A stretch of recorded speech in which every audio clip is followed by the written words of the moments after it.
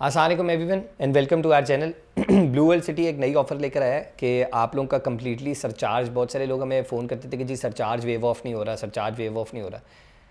देखें, जाहिर सी बात है, पहली चीज़ तो ये है कि सरचार्ज आपके फ़ाइल पे तभी चढ़ता है जब आप पेमेंट्स डिले करते हैं। जब वो काम कर रहे हैं तो पेमेंट्स भी उनको मिलनी चाहिए, उनका हक बनता है, ठीक है। और अगर काम ना कर रहे हो या कोई सोसाइटी नहीं कर रही, फिर उनकी पेमेंट्स भी डिले हो तो it is kind of justifiable.